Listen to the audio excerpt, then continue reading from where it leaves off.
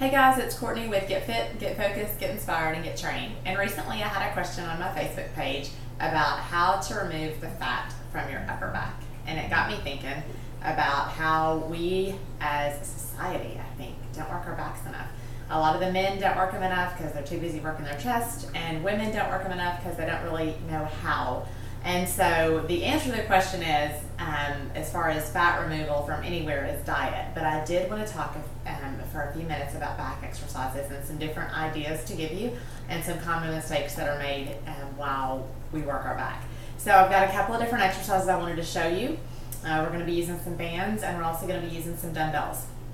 But here is the biggest common mistake that people make when working their back is they don't really know how to tap into their back muscles. It's kind of tough to engage those muscles, and so we end up working a whole lot of biceps.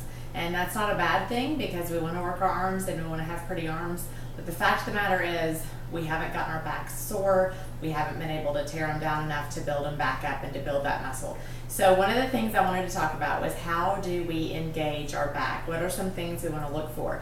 And the biggest mistake that people make is they want to hunch their shoulders up when they do any kind of back exercise. So they go into the gym and they do their lat pull down and they do a whole lot of this, but they're not really focused on their shoulders. So I want to show you really quick the difference in what my back looks like when I don't pull my shoulders down and together, and then a back exercise when I do. So I'm going to have my cameraman focus in on my back here. And I'm just going to do a row, okay, which is basically here. So I'm rowing, but I'm not really focused too much on pulling my back down and my shoulder blades down and together. Now watch the difference in my back when I really squeeze my shoulder blades down and together and then pull back. My abs are super tight, my shoulder blades down. Here's my shoulders up, doing my row. Now I'm going to pull those shoulders down and together and squeeze. Now I'm using a band here. There's a couple of different options. What we have is this great set of bands that's got a couple of different spots where you can make them heavier, so my husband and I can share these. We can add a heavy band to it. These actually go up to 300 pounds. We got them at a local fitness store here in town.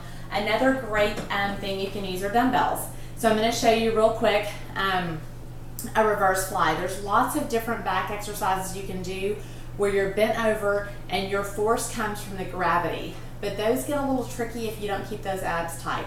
So I'm going to show you one where you're just leaning forward versus that full bent over stance so that you don't have to focus quite as much on keeping your abdominals tight, because that's a tough thing for a lot of people to do. This is called the reverse fly. You can do this on a cable machine. You can do it with bands. I'm going to show you with dumbbells. This is going to work the rear delts or the back of the shoulders and in through the rhomboids or the back. And you're just going to pull your shoulder blades down and together, squeezing the back. Turn around and let you guys see the same thing. Get down low here, squeeze your back, squeeze here. Again, watch the difference. If I'm not focused, I'm pulling those shoulder blades down and together and then squeezing the shoulder blades down and together.